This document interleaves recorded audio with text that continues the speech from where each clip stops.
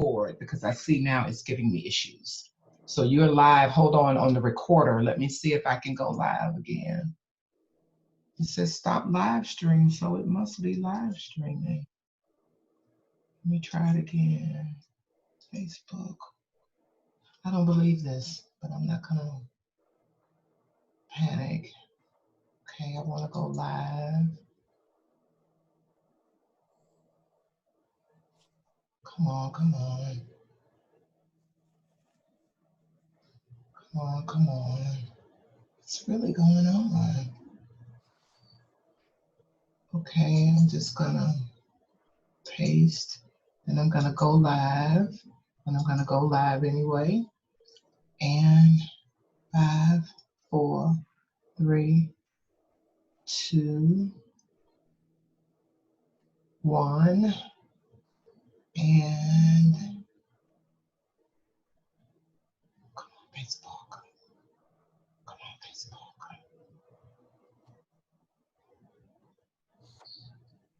Okay, let's see. Let's see. I don't believe this. It says it's live on Facebook. Yeah, but it's not giving me a visual. But you are recorded, so you're live. Okay. You're recorded. I'm recording it, so just in case I get any other issues. So you can begin your script. Okay. All right. Okay.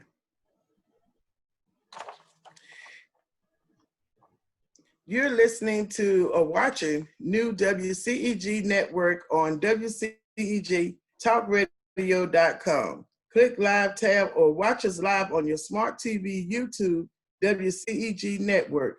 Hi, I'm Representative Valencia Stovall, your show host of Issues and Answers. For the next hour, you'll be listening for the next hour. We're the worldwide community empowerment group, where we speak life into the community. Like us on Facebook, follow us on Twitter, and on Instagram at WCEG_talk_radio and at WCEG Network. Last but not least, the topics and opinions are those of the show hosts and guests and not WCEG Network. Thank you for your continued support. And if you would like to call in while we're getting ready to do our discussion this evening, you can call in on 646-876-9923. That's 646-876-9923.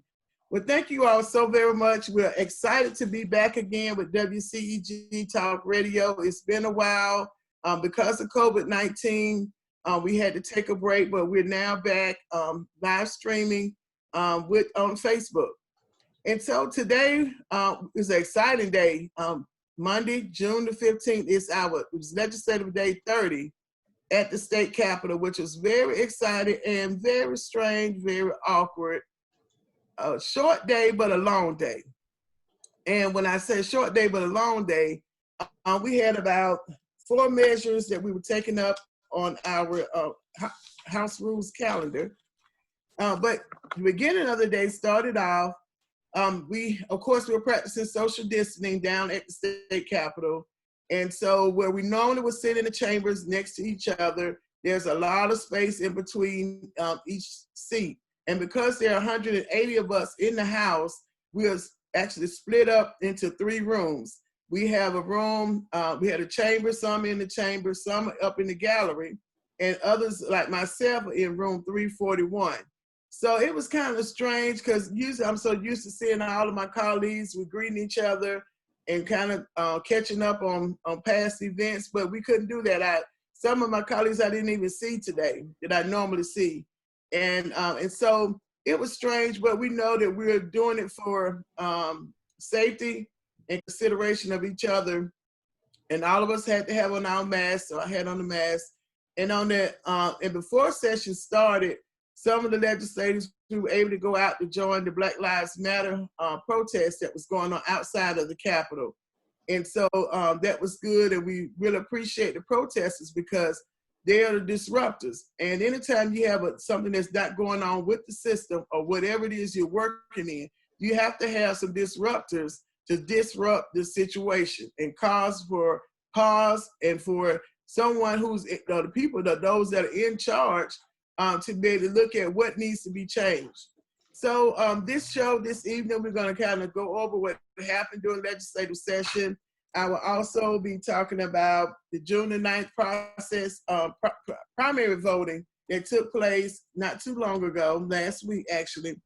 I also talk about the town hall that I had with my House seat mates on race relations, to talk about a little bit about COVID-19, police brutality.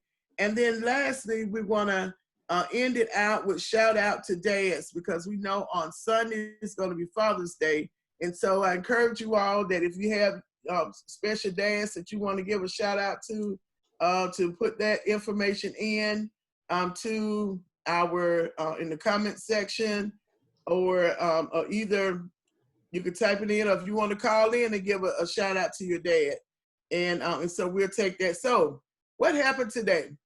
So it was very awkward. Like I said, usually we're sitting at our legislative desk. We're able, when we want to vote, we're able to use one button or two buttons, depending on whether we're voting yes or no. And so when we weren't able to do that, we had to do a voice roll call. So when we, in order to see who was present, the clerk had to read out everyone's name, and we had to say here, present, yes. When we got ready to vote, there was another voice roll call. So it was a lot of different things that were going on, but we did get a chance to pass 3 bills today. Senate Bill 134, it just moved the administrative authorization of the Georgia Commission on the Holocaust. It actually moved it up under another department that would be overseeing it, which would be the Board of Regents. The next bill that we voted on was SB 188, a Senate bill. So for those who might not understand how our legislative session is set up, is that we're in a 2-year session. And so that means if you introduce the bill in 2019, your bill is still alive unless it got voted down, but it's still alive for the next session. So we're now in the 2020 session. But remember, we had a suspended session because of COVID-19. So so now we're resuming back the session, and we're on day 30. So we have a 40-day session. So we're on day 30, and so that means we only have 10 more days to carry out passing a balanced budget and whatever other legislation that we deem is be necessary until legislative session reconvenes again in January of 2021. So, so the Senate bill, so most all of our House bills have already gone over, the ones that crossed over on day 28. They've gone over to the Senate, and they're there waiting for the Senate committees to vote on them, for them to go through rules and go to the Senate chamber to vote on. And then if they're in the amendments, those House bills will come back over to the House for us to approve those amendments or disapprove those amendments that are on there. So right now we're taking up Senate bills because these are the bills that pass the Senate chambers on crossover. And so now these bills that we had on our schedule had already gone through the committee process, and now we're actually voting on them. And so there were no changes. Then these particular bills will now go to the governor's desk for signing. And he either can sign them immediately, he can veto it, or he can let it sit for 40 days. And then if it sits for 40 days and he does not sign it, then they automatically become law. So the next bill we voted on was the House Senate Bill 188, and it was dealing with insurance and reissuance of risk when it comes down to the insurance policies, and allowing or telling what the Commissioner of Insurance can do when it comes to whatever model that is going to be utilized. So that bill passed with no objections. The last bill that we voted on today was Senate Bill 345. And this was dealing with nonprofit organizations and how they prepare food and if they're allowed to give out food to the different people in the community. So there was an issue, I don't know how long ago it was, but you had nonprofits that would, usually come to the homeless areas where the homeless are, and they'll be giving out food. Well, that was against state law for them to do that because there were certain regulations that they had to follow. And so this bill came before the House as a Senate bill, and it passed, but there were some objections to the bill. And so what the bill does now, it allows nonprofits to serve food. It prohibits them from preparing, but it does prohibit them from preparing it at home and then distributing it. The other part to it is that it does remove the ability for the organizations to appeal when they desire that the disputed actions of when they disagree with the Board of Health ruling on them as to whether they can be able to provide food. So that was there was a few oppositions with that particular part of it. And so those are three bills. SB 43, that one was postponed until the next legislative day. So that bill will be called up when the speaker sees fit to call that bill up. The last thing that we did vote on that wasn't on our rules calendar was our adopted rules in the House. So the rules that we had in the House on how we can operate, how we can vote, because there would never have been anything like COVID-19 that caused none of us to be able to be at the Capitol. We've changed our rules on how we can be able to have meetings, and if we can be able to do them electronically and virtual meetings. So that particular rule was adopted. And just so you know, at the next beginning of the next new session in 2021, if there are any other rules that we want to incorporate or change, then that's the time we usually are able to do it then at the beginning of the session. And so, like I said earlier, a big part of the portion of focus this session will be on passing the adopted budget.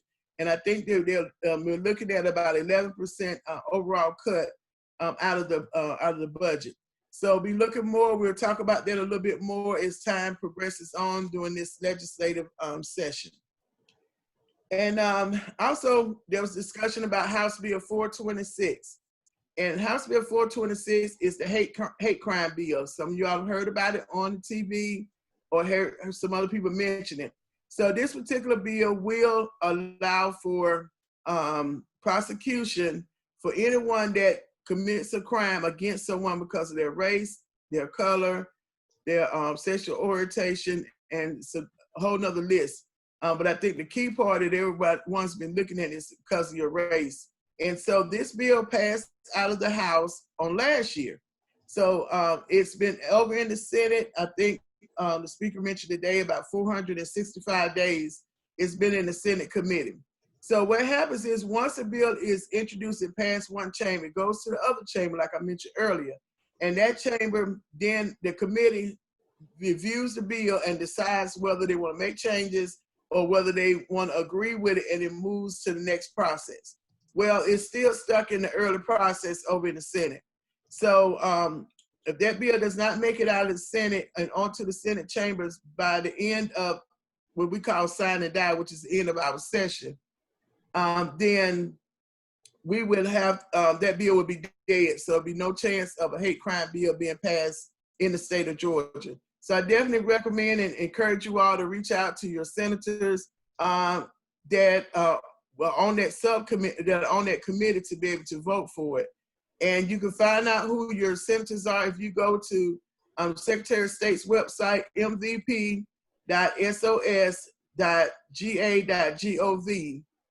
You'll put in your first initial, your last name, your county, and your date of birth, and it will pull up all the elected officials that represent you. And you're looking for your state Senate person for that. There was a question that came up from one of the viewers. How can we help change the funding formula for public schools? That's a great question. And it's a question that has been asked over and over again. There was some traction that was done during, I know since I've been there for the past 8 years with Governor Deal, when he created a reform commission, education reform commission, and there was a formula that I thought it was rather good that came up, but it was not pushed. There was some other pushback from it. So what I would encourage you to do is reach out to your elected officials, and especially the chairmen of those committees on education on the House and the Senate. But all of your your state elected official and your Senate elected official. Because the only way that that formula can be changed, it has to be a majority of the legislative body, and also reach out to the governor's office as well, because both chambers can agree and pass the bill, but then if it gets to the governor's office and he doesn't agree with it, then he can veto it. And so it wouldn't have made a difference between the passing of the House and the Senate. So all both legislative branches, both branches, legislative and executive branch, have to agree on it. Next question: how do we access information to hold state educational leaders in the Georgia Department of Education and Georgia is that not public service, probably professional service, professional standards commission, accountable for educational equity? Well, with the Georgia Department of Education, you have the person that's in charge of that is the state superintendent, State Superintendent Woods. And that's the only elected body person that's there. Now you have a state board of education who is appointed by the governor, but they're not elected officials, but they're appointed by an elected official, which is your governor. So reaching out to those that represent you on the state, on the House side and the Senate side, and then also reaching out to the governor's office as well, and Lieutenant Governor, because he's the president over the Senate, and then we have the Speaker, that's the person that's in charge over on the House side. So that's what I would tell you to do. And then locally, you have school board members. So those are the ones that you elected. Like for those who voted June the 9th, you had some school board members that more than likely you were voting for during that particular time. And so those are the ones you want to hold accountable on the local level. Yes, we have state laws that govern how our local school districts can operate, but there's a lot of flexibility that's given to the local school districts. You would just be probably amazed at how much flexibility that they have to be able to do a lot of things and implement a lot. So next question: are there any current bills that address school resource officers in schools? If police are wrongfully killing people in our communities, we must be mindful of how they are handling our children in schools. And this is correct. Right now, I don't know of any bill that's up, but that goes back to what I was telling you about your local school board. So reach out to them and ask them if they have a police department. Some school districts have them, some do not. Some use the local police or the local sheriff's office. So reach out, because each school district handles that differently. It's not one way that it's done across the board. But as the state elected officials, we do govern what that training can look like. And so I'm pretty sure there's going to be some legislation introduced for how those SROs, for those who are not in the education realm, SROs are school resource officers. And so I'm pretty sure there's going to be some legislation introduced about their training and making sure that they are culturally and diverse training as well.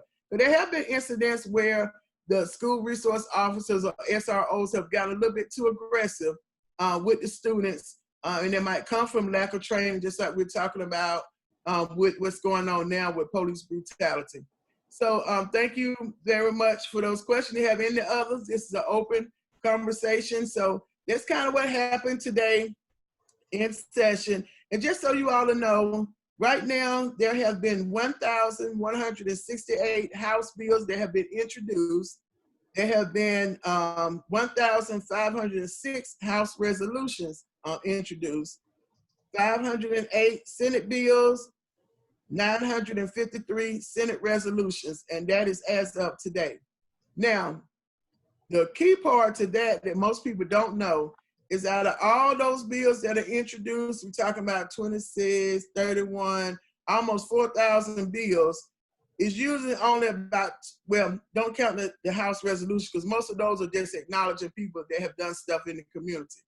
But of the actual bills, the percentage is very small. It's usually about 200 bills, a little bit over 200 that actually make it to the governor's desk for signing. And then sometimes a couple of those bills are vetoed. So you think about it, if you had 2,100 bills or so, and only about 200 actually make it to the finish line. So it's very small amount when you talk about how many bills are introduced. And as legislators, we can introduce any bill we want to.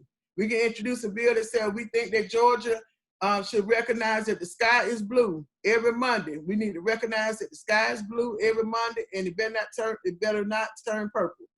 If I want to introduce that bill, I can. Now, whether it's going to get voted on, it will go to a committee, but it might not make it out that committee.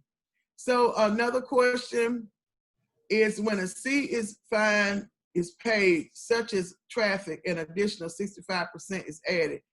Is it too extreme, and how can this be repealed? I'm not sure about what that C fine is.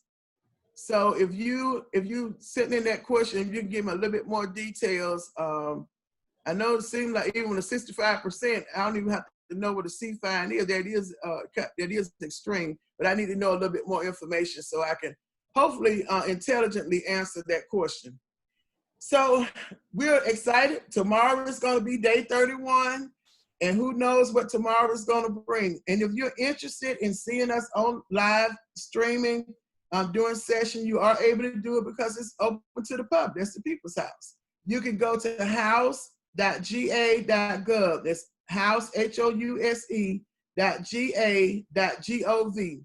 And once you get on that screen, if you look on the left side, you'll see something that says video broadcast.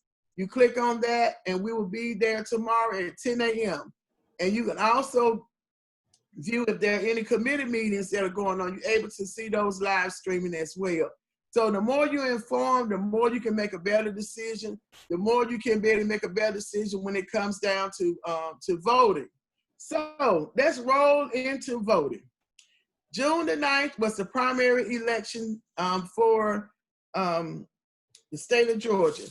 And I must make sure y'all remember, small paper here, I had, okay. You are listening to the new WCEG network on WCEGtalkradio.com, or watch us. You can click live stream tab, or you can watch on Smart TV, YouTube, WCEG network. And I'm Representative Valencia Stovall, District 74, your show host of Issues and Answers. And so for the next 30 minutes or so, we'll be talking about what's going on at the legislative session, what's going on in just general overall in Georgia. So we're the worldwide community empowerment group where we speak life into the community. You can like us on Facebook, follow us on Twitter, and on Instagram at WCEG_talk_radio and at WCEG network. And I must give this disclaimer: the topics and opinions are those of the show hosts, which are my opinions and not of WCEG network. So do not be contacting them about things that I've said that you disagree with. Those are my opinions. And thank you for your continued support. If you want to call in, 646-876-9923, 646-876-9923. Okay, C-fine, okay, court fine. Okay, okay. So when a court fine is paid, such as a traffic, an additional 65% is added. Is that too extreme? Yes, it is. And what I would suggest that you do is contact that local court official. And if it's a city court, you go and talk with the city clerk and talk with your city council members. They're the ones that are able to vote on legislation and bills locally that affect that city. So you have your mayor and city council. If you live in an unincorporated area where you might have received a ticket from the county, then you go and talk with your county commissioners about those particular fines, and also your the court, talk with the court clerk as well. So you have options, and here in America we have freedom, and you have options when you don't agree with something. So I'm gonna get back on this voting because I don't want the time to go too far, and I don't get a chance to go down my whole list of things I want to talk about.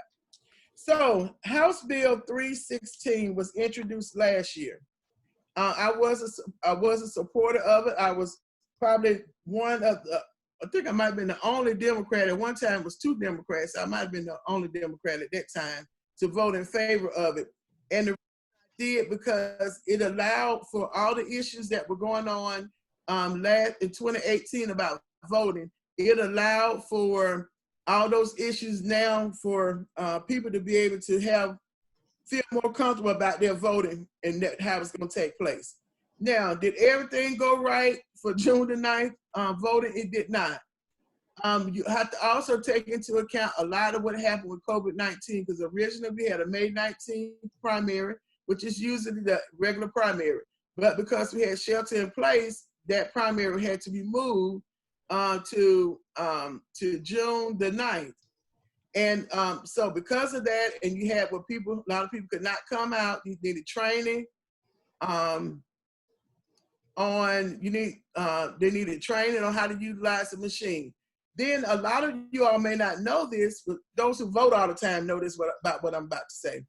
And that is, a lot of the people who work the polls, or our poll workers, were actually some of the people that are elderly, or in that category where we said that critical category. And so because they were in there, most of them say, I'm not coming to those polls to work those polls. I'm not catching COVID, because if I catch something that's going to happen, I'm going to stay at home. So that means there were a lot of poll worker positions open. And so those local county officials were scrambling to find workers. Some of them they even hired the day before. So they were hired the day before, guess what? They didn't get trained on that new equipment. And that is new equipment. And yes, a lot more training should have been done. A lot more should have been done as far as recruitment. But you can't make people come to work if they don't want to come. So I don't know what the alternative would have been. But I will tell you this, there's a runoff in August, a couple of local elections have a runoff. And then November the 3rd is the main election. And so for the November the 3rd and the runoff, right now they are hiring for poll workers. So those of you all who didn't like what was going on, you thought the lines were too long, everything was just outrageous, it was wrong, guess what? Contact your local county elections office and tell them you want to apply for the poll worker. They get paid a good little bit. I think in Clayton County, I think it might have been $200. I can't remember. But call them and they'll give you the accurate information about that. So don't complain when we can also help with solutions. So I definitely recommend you all, please contact your local county. Wherever you went to vote in that county, contact them and tell them you're interested in being a poll worker. That way you can go in and learn, get trained on the machine, and you can come back and share it with your family and friends about that particular machine. So part of it, the issues was training. And I just told you what contributed to that. There wasn't a whole answer to it, but that was part of it.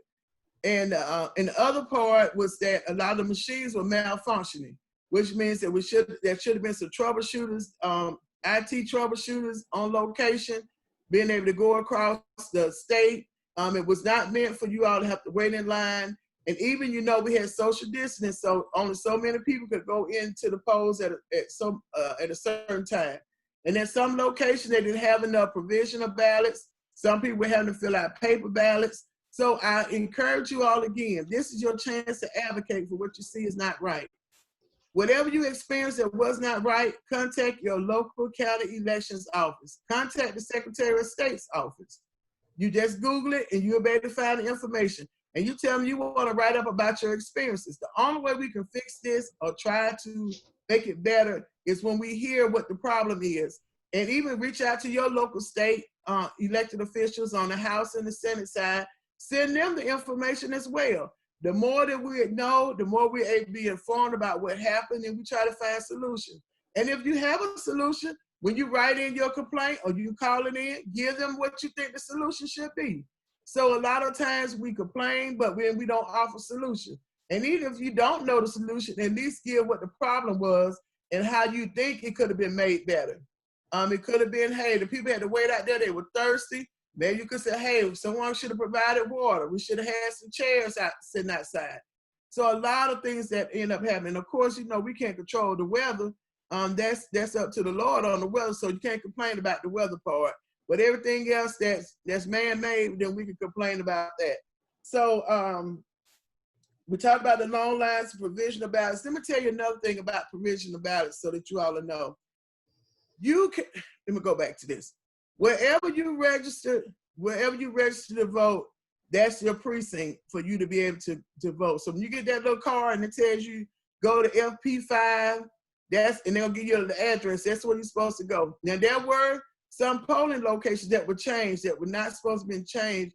And if they were changed, they had to at least give a 30-day notice when you're supposed to receive something in mail. And this was in the bill. I think it was certified mail notifying you that their location precinct changed. Some of the precincts end up opening up late. So those contributed to the issues as well. But now, some people, I was at the poll, I was supporting a candidate that was going to be replaced to me as state rep because I've decided to run for U.S. Senate. And this is the Senate seat that was vacated by Senator Johnny Isakson, who decided to retire from that particular position. And it is a statewide position. So if you're anywhere in the state of Georgia, and if you're registered, yes, you can vote for me. You don't have to worry about living in Clayton County anymore to be able to vote for me. You can be able to do that and go to my website, Stovall.com, for more information about what we're doing with the candidacy. But I was out campaigning. I was not on the June the 9th ballot because it's a special election that's going to be held in on November the 3rd. And so there were some people that drove up to the polls and said, I was in Clayton County, and they said, can I come and vote here? I said, well, where are you? Did you vote here 2 years ago? They said, no. I said, well, you need to go back to where, I said, did you change your voter registration? No. I said, well, go back to the place where you voted at 2 years ago, because that's when the last state election was held. That was kind of the easiest way to tell them. But there were several people that drove up. So they told me, you're not a regular voter, because everybody that's a regular voter knows exactly where their polling precinct is located. So you can't go to anywhere that you want to go in your county to vote. Now, there is legislation, I think, that's been introduced to allow you to vote if you're anywhere within that county to be able to vote.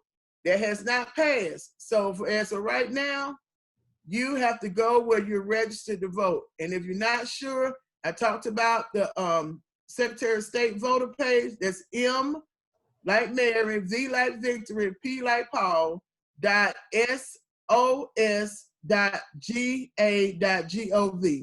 And that's where you need to go, put in your information if you're registered to vote, and it will give you your polling location, who all of your elected officials on each level. That's very important, you all. So next thing I want to talk, so anyway, I was talking about the voting. So you can't go just to anywhere to vote. But if you go to your polling precinct and you do not see your name listed on the voter roll, don't walk away. Go ahead and ask for a provisional ballot. You will complete that provisional ballot, and then what's going to happen, that actual precinct is going to go and look into the voter database and verify who you are. They're going to contact you back to ask for additional proof that you are who you are. Because remember, if you're not on that voter roll, they don't automatically have your information. So that's how they have to double check and confirm it. So if they call you back, it's important for you to make sure that you return their call or you answer the phone. If not, your ballot will be thrown out. So yep, your vote did not count. So if you know anyone else, encourage them, and you can always check to see if you're on the roll. Going to that Secretary of State's website is very important. So that's on that. Now, there was a comment that says, when your term is up, please write a curriculum for juniors and seniors and take them for 2 terms to the Capitol, create a training for them, like 6 weeks internships. And you are awesome. Thank you so much. If you need more time, it's okay. Okay. Oh, there's something else. Okay. So I'm reading everything. So yes, I have been actually thinking very heavily about it, because it's important for me, and it's important for our future, that our young people are very educated and knowledgeable about voting. I hear so many of them talking about, I'm not going to vote, my vote doesn't count. And then when you look at COVID-19 or what has happened with COVID-19, there was just an uncovering. I think God did that to uncover a lot of things, that changes in laws and policies that should have happened, they did not happen. And so with COVID-19, those policies and waivers were forced to change. leadership didn't have any choice. They had to make those changes in order for people to be able to survive. And so when I ask people, did you like what happened with COVID? Did you like having to stay in the house? Did you like not being able to get food that you need, your necessary essential? No. I said, well, you know who decided to make those decisions on whether you could go outside or stay in the house? They were elected officials. It doesn't matter whether it was a local, state, or on the federal level. They were all elected. There was nobody that was a bureaucrat, which are people who were not elected, making those final decisions. They're the elected officials. So if you don't like what's going on in your community, then it's on you to get out and vote. Now, maybe your person you voted for might not win. But guess what? If you go out and help advocate for that person that you want to win, then that person could win. But if you only keep it to yourself and you don't share it with your family, you don't encourage your friends, your co-workers, your church members, you have to encourage everyone to go out and vote because a vote does make a difference and it does improve your community. Another thing, the census. If you go to my census 2020, my 2020 census.gov, my2020census.gov, to be able to fill out your census. I hope you all will fill out your census. That's very important. There are 3 important things about the census. I think I'm gonna run through them in 3 minutes. So pay close attention. Number 1, the census is a population count. It tells the federal and state government how many people live in a certain area. And so when the census is done, then if the federal government and the state government does not know or do not know that you exist, they cannot send funds to your community for you. So I give you an example. We talk about schools. It's always a big thing. Someone asks about funding for schools. We don't have enough money. That's a whole nother subject right there. I could go, that's a whole nother show about that funding and how it's being spent by the local government, local school district. I think they can do a lot better with how they're spending. If you look at a charter school, which is a public school, and how they have to budget their money based on the number of kids that they actually have, where if the school district are based on the kids, but they have a little bit more flexibility. And then they also have 2 pots of money to access. And so, so they can do much better with their spending. That's another thing you can advocate for, because you know now we have distance learning. So the school districts are having to rework all what they're doing with the school districts and the students and how they're gonna hire the teachers and everything. It's your time to advocate to your local school board members and your superintendent. Ask them what's going on. You wanna know, be informed, you all. If nothing else, through COVID-19, everybody should wanna know more information and get factual information. Now, going back to the census. So the census of population. The census cannot share your information with any other government entity, your personal information. It's against the law. And the census information is not released to the public until 72 years later. So most of the time, you might not even be here. If you are here, you probably wouldn't even know, no matter what the information is released. The census also determines how much money is going to a community. You talk about schools. I'll give you an example. If there's a pregnant mother out there now, that pregnant mother should count that baby that's in her stomach, or babies if she got twins or triplets. Those babies on the census. I'm gonna tell you why. The census is done every 10 years. Every 10 years. So the next census won't be done until what? 2030. That child is gonna grow up, at least be 10 years old. But guess what? If that mother does not count that baby that's in her stomach, then for 10 years, there's no money allocated for her child. That means school, that means early learning, pre-K, that means the K through 12, well, it won't get up to K through 12, probably to middle school. The library, if you need to go to the library, there's no money there for that. There's no money for other programs that your community might want that receive federal funding. Your road improvement for adults, it say my road is raggedy, messed up. You didn't fill out the census, did you? Everybody fill out the census. Some places are only 54%. We need to get those numbers up to 80% of people in these different counties need to complete your census. They're only asking for your name, your address, and the children of the people that living with you and their relationship with you. It takes about 10 minutes, you all. go to my2020census.gov. If you don't want to do it for nobody else, do it for the future, for those kids that are now living, and do it for other people in your community that want to do better. The second thing with the census, it determines your representation at the state, locally, at the state capitol, and on the federal level. So when you have more people in the area, they have to have fair representation. And the census, remember I told you it's a population count. So because it's a population count, it tells how many people living in a certain jurisdiction or area. Then if it's over a certain count, they need to add additional representation to that area. So we're looking at probably after the 2020 census that there'll probably be another congressional seat that's added, and maybe another Senate seat all over the whole United States. Right now, each state has 2 senators that represent them in the at the U.S. Capitol in Washington, D.C. The third thing, for African American communities, I'm not saying it doesn't apply to everybody else, but I could speak this for African American communities. They like to do family reunions. One of the ways for you to find out about your ancestors and those that were here before us, for 1920, 1910 census and back, is found in the archives, the Georgia archives. Where do you think the Georgia archives get in National Archives? They get their information from the census. Every state and federal agency, when they're looking at distributing money to a community, they get the population count from the census. And the census can't give out information, guess what, if you didn't put it in there. If you didn't tell them who your name was, your children, then just think 72 years later, somebody from your lineage might want to know about you or where you live. They can't find you because you didn't fill out the census. And I know it's important because I used it for my dad to find out information about my granddaddy's parents. And we were able to go and track it on with the Georgia Archives. We even went down to Randolph County, which is where on my dad's side, his dad was from.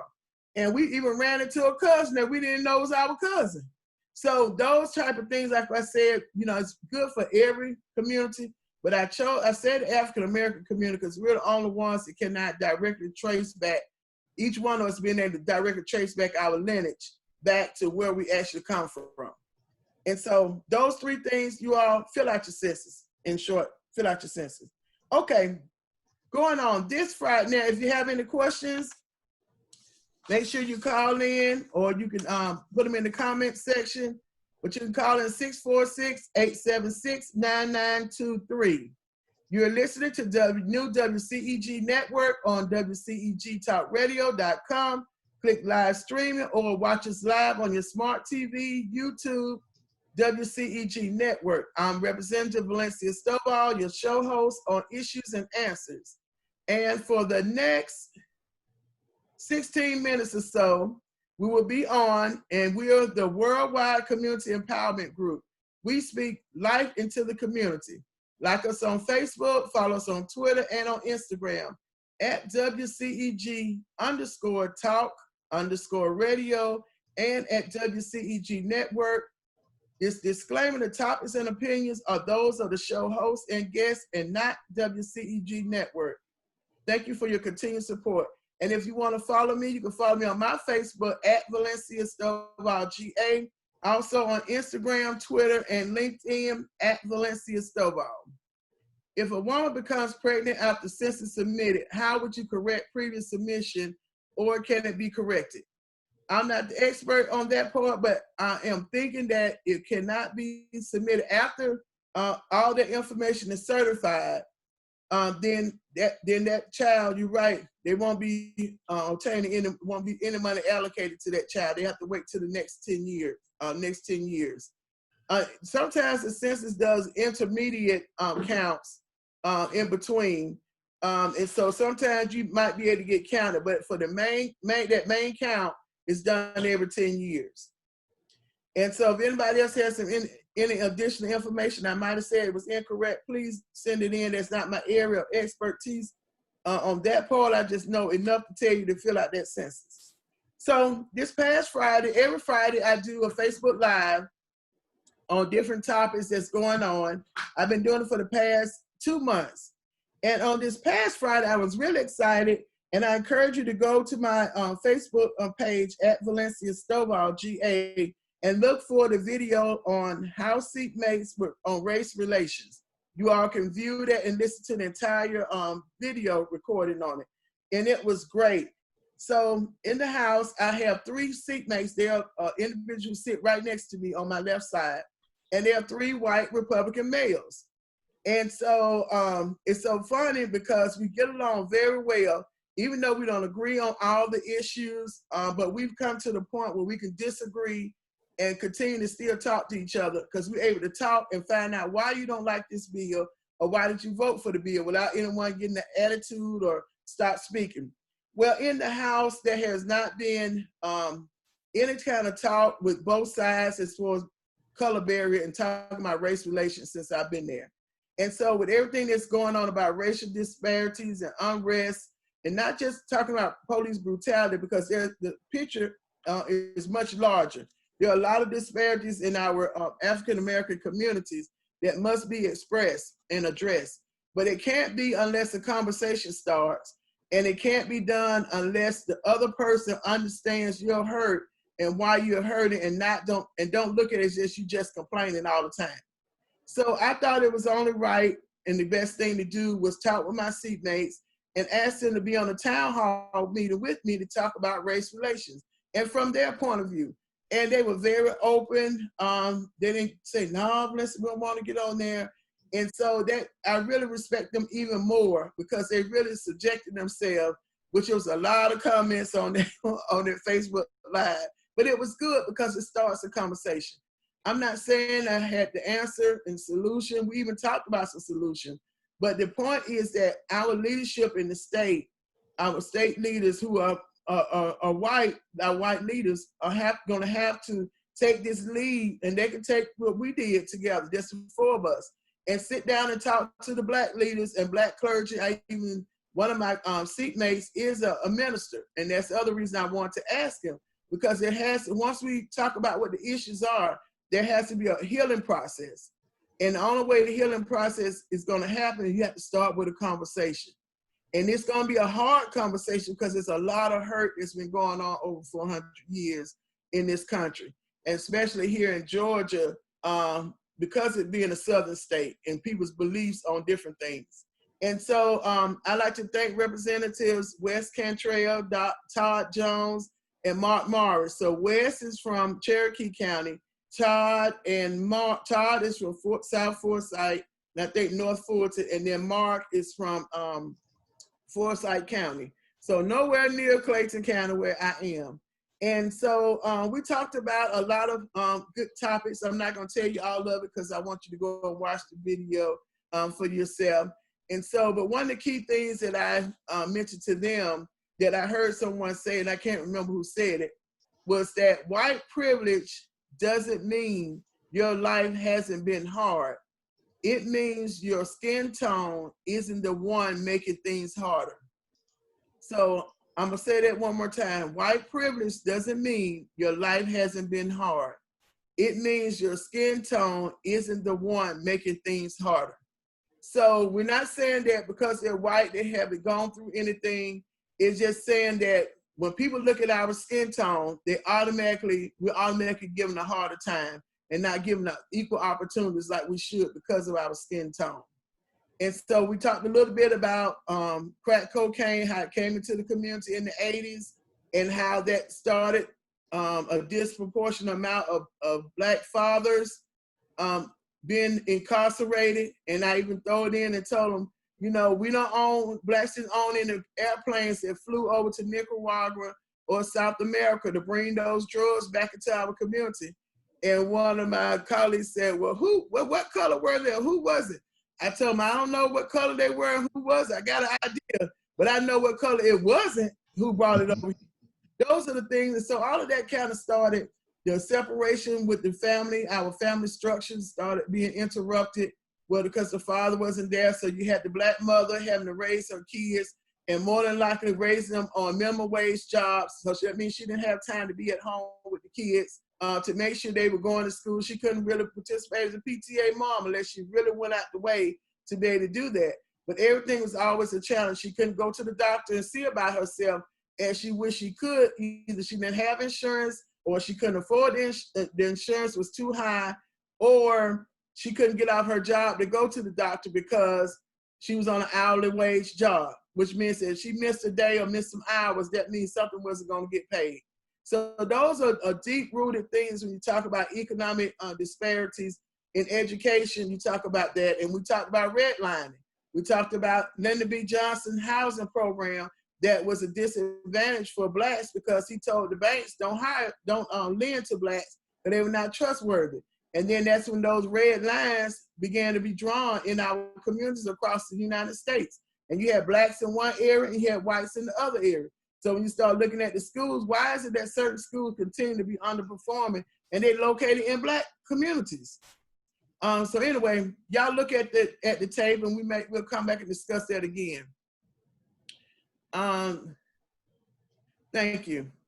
And someone says systemic racism. That's a trick word, y'all. But yes, it is a system of racism that is going on here in America. So I really appreciate Todd and Wes and Mark for standing in and actually having a good conversation. They were very frank. Some stuff I didn't agree with what they said, but I let them say what they wanted to say because it was an open conversation. And you have to have that when you're talking with people that don't believe or don't see your own viewpoint. You have to allow them to be able to get it out, because what happens if you attack them when they're making that comment, then they're going to close up or clam up, and they're not going to say anything else. So the change that you were trying to get made with having that conversation, and now you got to figure out another way to get around it. So I appreciate it. Now I would like to see more conversation. I didn't do it just to be the only one doing it. Even locally, local leaders can have this conversation with whites in their community, especially if you have whites that are in leadership position that are making these decisions in the community. Sit down and talk to them about what, and then give a solution on what you think, and then you all come up with an agreement. I was asking one of the legislators who've been at the Capitol for a number of years, and I'm not going to say her name, but I was asking her because we were voting on the commission on the Holocaust. And so I asked her, I said, has there been a commission on African Americans? I said, we voting on this, and this commission is actually an executive commission, which means it falls up under the governor's office. And so I said, she said, no, Valencia, I don't know if I have been searching, but I haven't been down there for 8 years, and I know nothing came up, from us like that. But I think that's a start. When you talk about what's the next steps with this, you got to tackle it. Talk about the elephant in the room. Maybe establishing a commission on African Americans. We have the ML King Commission, but that's just dealing with the King Day and those commemorating his legacy, but not nothing specifically for African Americans. So that might be a start on the state level and even on the federal level. As running for U.S. Senate, that's something I can definitely bring forward while we don't have it. If everybody agrees that there's systemic racism against Blacks, so if we agree on that, then what's the next step to try to eradicate it or lessen it or decrease it, as we move on? So someone want to know, where does the public go to see the interview? You go to my Facebook page at Valencia Stovall, it's 2 L's, G-A. And you scroll through, you should be able to see it's going to be 4 people on the screen. It's going to have Zoom down in the lower right-hand corner. And that's particular, that's one. And what I can do when I get off, I'll repost it again so you all can be able to see it. All right, so we only have a few more minutes left. Remember, if you have any questions, and thank you all for sending in your comments. I found my cheat sheet here, okay. You can call in at 646-876-9923, 646-876-9923. You're listening to the new WCEG network on WCEGTalkRadio.com. Click live stream or watch us live on your smart TV, YouTube, WCEG network. I am Representative Valencia Stovall, your show host of Issues and Answers. And for the next 5 or 6 minutes, we'll be talking. We're the worldwide community empowerment group where we speak life into the community. Like us on Facebook, follow us on Twitter, and on Instagram at WCEG_talk_radio, at WCEG Network, and at WCEG Network. The topics and opinions of those of the show hosts and guests, and not WCEG Network. Thank you for your continued support. So in other words, everything I'm talking about is not coming from WCEG Network. They are the opinions and thoughts of Representative Valencia Stovall. And like I said earlier, I am a candidate for U.S. Senate. For this going to be statewide. And the things that I've done over the past 8 years, I want to take those experiences to Washington, D.C. I am running as an independent because I've been able to work in a bipartisanship manner with both sides of the aisle to get a lot of things accomplished down at the state capitol. My biggest accomplishment, among others, was being able to obtain $45 million for Clayton County because of the loss in the jet fuel tax sales, money that they were no longer be able to get. And so I was able to go in and talk with Governor Deal at that time and was able to come out on an advantage for Clayton County. $45 million is a lot of money to be taken out of a state budget for one particular county. But that came about because of relationships that I had built over the years and standing strong on some issues that, of course, some of my Democratic colleagues didn't agree with me on. But when I feel that I'm right, I'm going to stand. If I stand by myself, like with HB 316, their voting bill, I knew it was the right thing to do, that it did not make sense for voters to go into the ballot box and have to write in on the ballot who their selection was going to be. You all are talking about a long line. You would have had an extremely long line had that particular way that that others wanted that bill to be. So I disagreed with it and I stood tall on it, and I continue to stand tall. That's the reason why I voted for it. Another thing I was able to do, working bipartisanship, was being able was able to create a House study committee on Atlanta State Farmers Market, revitalization of it. And so on that committee, I served as the chair, and we looked at ways that we could revitalize the Atlanta State Farmers Market and other markets around the state. As you know, that agriculture is the biggest producer and moneymaker for the state of Georgia. No, I don't know anything about agriculture. I am a city girl. I did not grow up on a farm, but I know that dealing with economics, that is a vital part of our economics here for the state. And so I want to do my part, being that the state farmers market sat in Clayton County. And one of the things we were able to do was have money put in the budget to be able to repair and give maintenance to those buildings that were about 50 years old. The second thing we were able to do off the recommendation list was change the name. Some people might say, oh, that's not a big thing, changing the name. It was Atlanta State Farmers Market. Now, if you ride down Forest Parkway, or you look at the big sign off the expressway, it says Atlanta/Clayton County Produce Terminal Produce and Market. So that was a big deal to be able to now say that Clayton County is recognized, the farmers market is recognized in Clayton County. But for so many years, everybody said Atlanta State Farmers Market. And that's because it originally started in Atlanta over in Murphy Avenue on the west side, and then it moved to Clayton County. But you look at the number of years it sat in Clayton County, and Clayton County could not get the appreciation for it. The last thing I want to talk about, that working in a bipartisan manner, which I know I'll be able to do a great job going to Washington, D.C., because right now there's a lot of calamity going on between the two parties. And when you're able to be in the middle as an independent, I'm able to see both sides' viewpoints. Because if you're only looking at one side, then you're going to always stay with your one side. And when you need to compromise on important bills, it's going to be very hard for you to pull from your one side. So being able to be in the middle, and I fight for the people. I don't fight for a party. I fight for the people. And so with the third thing I was going to tell you about, what I was able to successfully do, was lead the charge on getting Atlanta Technical College to have a satellite location in Clayton County on Highway 85. There have been a lot of trials trying for that to be able to do over the years. but we were able to work with the governor's office and with the Technical College System of Georgia to get a location in Clayton County, which was well needed and deserved. So those are just a few things. Go to my website, Stovall.com. And so, hold on. All right. And so someone said, I hope the new District 74 representative will be able to stand as you stood for Clayton County. Well, the person who got elected, I did not support her. I did support someone else, but she won. So that's who the people elected. And I have to respect that, who the people elected. And so I will put that onus on those constituents of District 74 and anyone.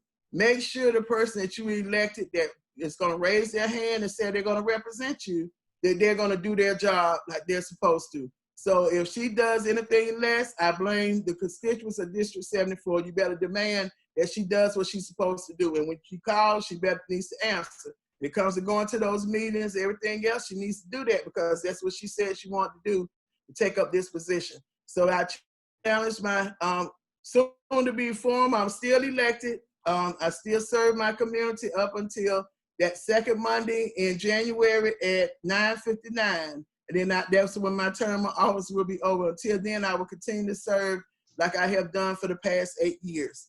All right, it's 7:02, which means we're coming to a close here. And I was trying to see if I had any other comments.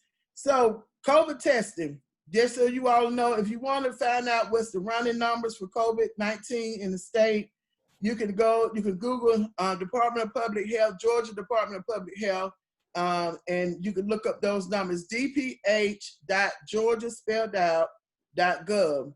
So the cases today are 58,414 cases. The total number of tests, 742,956. But those are not all the tests that are being done. Some are being done by private companies, like CBS, some of the others. And so these are only the ones that's been reported to the Department of Public Health. So the cases are still going up with COVID-19. And I did want to thank, as I get ready to close out, and I want y'all to be getting ready for your shout outs to your dads. But I did want to thank, has a few announcements to make. We are the Change Now radio show, my brother's keeper, my sister's keeper.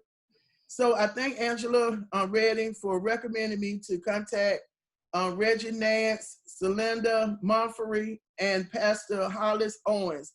They're represented down in Southwest Georgia, and they have a radio show that comes on every other week that's online, and it's blogtalkradio.com/removing the bandages. So that's blogtalkradio.com/removing the bandages, because it says we are the Change Now radio show. And the reason I gave you that website, I was on there yesterday. I had to think about it yesterday. And the topic was on police reform in the age of Black Lives Matter. So we had a really good conversation on there. And then you can also look at the 2 previous radio shows we've done where we talked about COVID-19 and its effects in Southwest Georgia. So you talk about Southwest Georgia, it's a rural area, and many of y'all heard about the case that was going on in Albany and Daugherty. So down in those counties and those areas, about 10 counties that make up that Southwest Georgia region. And it's very interesting. I'm in the city, I'm in the urban area, but I always like to know what else is going on across the state. And not just because I'm running for U.S. Senate, I've always been inquisitive about the entire state, because when I'm at the state capitol, I'm not just voting on what's going on in Clayton County. I'm a state elected official, so I have to vote on things, and like we did today, that affect the entire state. So the more you know, the more knowledgeable you are, the more you're able to make better informed decisions. So I was very excited to be able to be on the call, being from the urban area, but I was able to take and give information that I've learned from traveling down that way, and also other bills I've seen that come through the legislative body that has affected Southwest Georgia. One is, I know that they did a rural development council that was created, House Rural Development Council on the House side. And so I even recommended you all go and look at that, because these are things that the state elected officials saying they want to focus on. So if you go and look at what they want to focus on, and then you take out what part affects you, and now you end the conversation with them. You're not making up a new conversation. So you at the table being able to talk. So I definitely encourage you all to listen in on those shows, especially the one we did on police reform in the age of Black Lives Matter. So I'll be back on that show in 2 more weeks, June the 28th at 6 p.m. Now, for on this Friday, 6 p.m. at Valencia, Stovall, GA, my Facebook Live Friday, we'll be doing shout outs to fathers.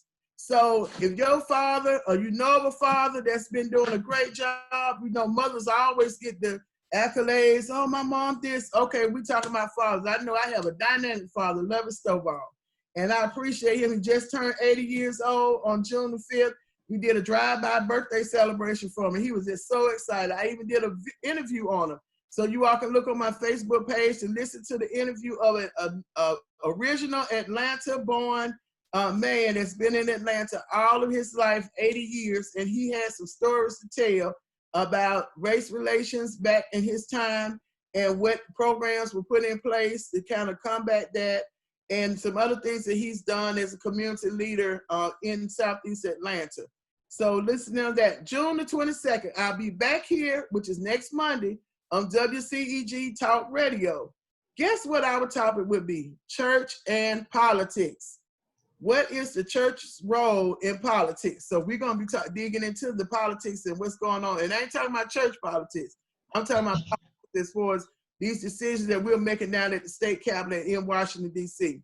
So our guests are Pastor Attorney Bobby Giddens and Elder Dr. Paul Q. Fortson.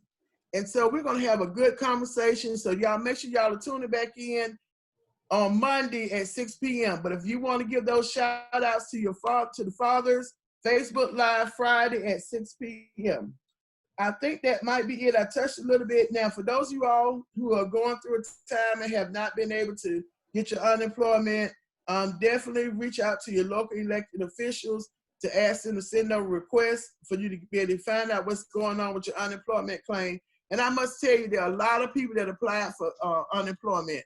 And so you're not the only one, and there's plenty of other people still have not received their first check yet. But I must tell you, if you did get approved, you must make sure you certify every Sunday.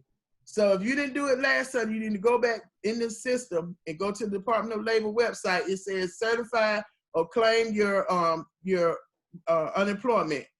You click on that, put in your information. You must do it every Sunday. Okay, give website again for the Department of Health, dph.georgia, spelled out, .gov. Or you can just Google Georgia Department of Health.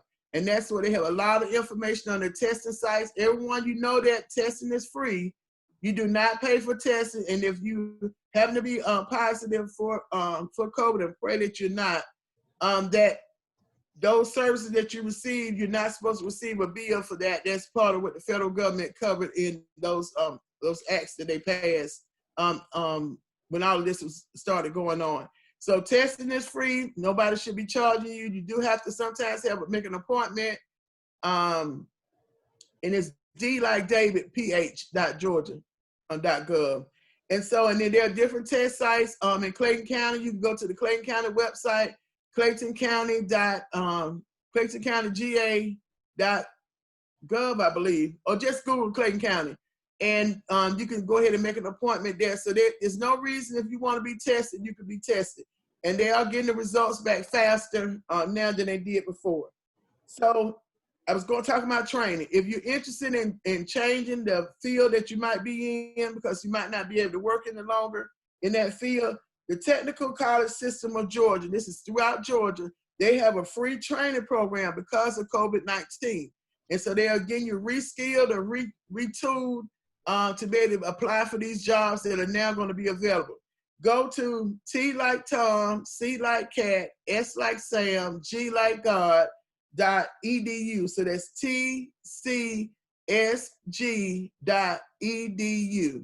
tcsg.edu. That's the Technical College System of Georgia program. Go online, find out which one of the technical college systems are near you. Take advantage. One thing about our community sometimes that we don't have is awareness and access. So my job that I have tried to do over the years is being able to give out information that you're aware and that you have access to it, because many times we are not taking advantage of things because we don't know about it. So if you know something, you want me to tell it. If it's factual, I tell it. If it's opinion, you need to say, this is my opinion. And I might tell that part. All right, kind of talked about that a little bit. And so I'm not gonna speak much on it except for contact your local officials. Many of you all might not realize this, but the rules that the police departments have to go by are usually done locally. So your mayor and city council are making up those policies about how to govern that local police department. Same thing on your county level. Now, when we talk about legislation on the state level, it is talking about the governance of those police departments. And so when it comes to punishment for those who are supposed to uphold the law but are breaking the law, that's where the state elected officials come in. And even on the federal level, there can be rules, that policies that can be implemented that go all the way down to the local level. But the first line that you all need to start is your local offices. So your mayor, city council, if you're in the city limits, and your county, if you're in the county. Now, if you're in the city, you have two places, because you have the city officials and you have the state officials. Someone asked, is the courthouse open for business? I'm not sure, but you can contact that county. And I believe most of all of them are back open. They might not be fully open. And remember, there's social distancing, so there are some things you're not gonna just be able to run back in the courtroom like you were before. So if you have an appointment, and some of them are doing, a lot of them are doing virtual appointments. I do know that as well. They're handling court cases virtually. So you need to just contact your local courthouse and they can give you information. I don't want to give you the wrong information, but I can tell you where to go get it at. So Google your local county courthouse and call them and find out. Oh, in Clayton County, I believe, yeah, the courthouse is open back up. I believe they had a date that was set. I believe they are, but go to ClaytonCountyGA.com, I believe it is. It might be .gov. Someone can put it in and I can say it. But just Google Clayton County government. I got too much to remember. I can't remember when they open back up, but I know they will be open back up. And the other thing is that, remember when it opens back up, all of those cases for evictions are now going to be coming forward. So even though there was a moratorium on a placed on it, a stop eviction, it was only for a little while. So if you didn't pay that rent and you didn't have that money and that your landlord went to file, he or she can file by state law. So I encourage you to reach out to United Way, call 211. And if you're in the county, contact your county community authority, action authority, because they have, some of the counties did receive money from the CARES Act and from some of the other federal money to help with rent assistance payments.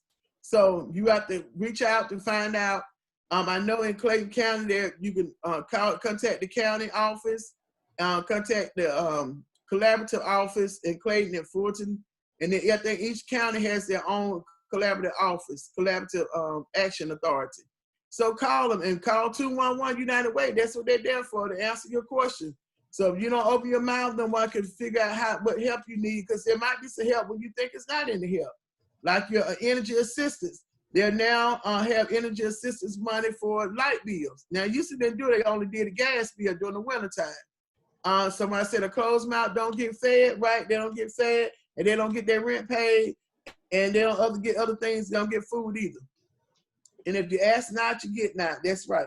All right, 7:14, 7:15.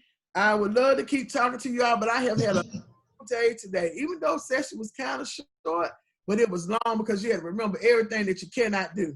And so you have to get ready for another day tomorrow. Who knows what's going to happen, but I'm excited about being able to serve the people of Georgia.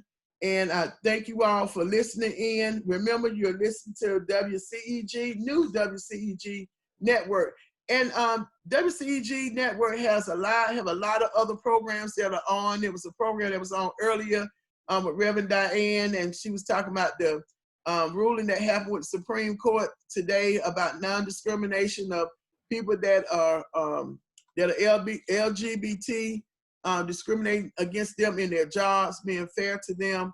So there's a lot of other information that's on WCEG. They have a veterans show, and they have one, I think, it's a counseling type of show. So there are a lot of things on this radio, and I appreciate Penny Rogers for the vision, and those others who have stepped up and stepped out for this. So go to WCEGTalkRadio.com, YouTube, WCEG Network, and like them on Facebook, like us on Facebook, Twitter, Instagram, at WCEG_talk_radio, and at WCEG Network. Well, no one wants to call in, so if you want to call in now, it's too late. You got to wait till Monday. I'm getting ready to get off the air. And I want to give a special shout out to the dads. So thank you, all the fathers, all the dads. Thank you for the ones that you birthed and the ones that you didn't birth, but they came along. We call them bonus children. And so I want to thank you all personally because I know how hard it is, especially for fathers of color. A lot of struggle that you have to go through just to be fathers. I was reading a paper today from a father's program, father's advocacy group. And sometimes you don't think about things until somebody brings it to your attention. And one of the things he said, that it's not fair for mothers to not have to legitimize their child when they have a child, but fathers have to legitimize the child that they had if they want to claim that particular child. And they said that, that's gender discrimination. I didn't think about that. I mean, he was right, but I just didn't think about that. Why should the father have to legitimize the child and the mother don't have to legitimize? Yeah, even though the mother had the child, but if the father was there to help with the child, then why does he have to legitimize him being the father? And only time that doesn't happen is if the couple is married. Then that child is automatically legitimized. Even though the mother might have stepped out, that child is still legitimized up under the father who the mother is married to. So those are kind of laws like that that need to change, that are not in the best interest of fathers, especially those fathers who want to do right. Then you got some that's just ain't gonna do right. I don't care how much you talk to them, how much, whatever. But those that want to step up, I appreciate the Fathers Inc. program that's out there. You all that are fathers, Google Fathers Inc. Mr. Braswell, Kenneth Braswell is over that program. They do a lot of great programs. Even the Department of Human Services has a fatherhood program where they try to help fathers who are non-custodial fathers with being able to do more things with their children if they need employment help, all kind of other things. So they have a fatherhood program initiative as well. So fathers, thank you. I know it's not Father's Day yet, but every day to me is Father's Day. And we appreciate you, fathers, who are those who are stepping out. We appreciate you. And thank you all for listening in. It is now almost 7:20. And so I'm going to say goodbye. And thank you, WCEG Network, for this opportunity. Thank you all. Good night.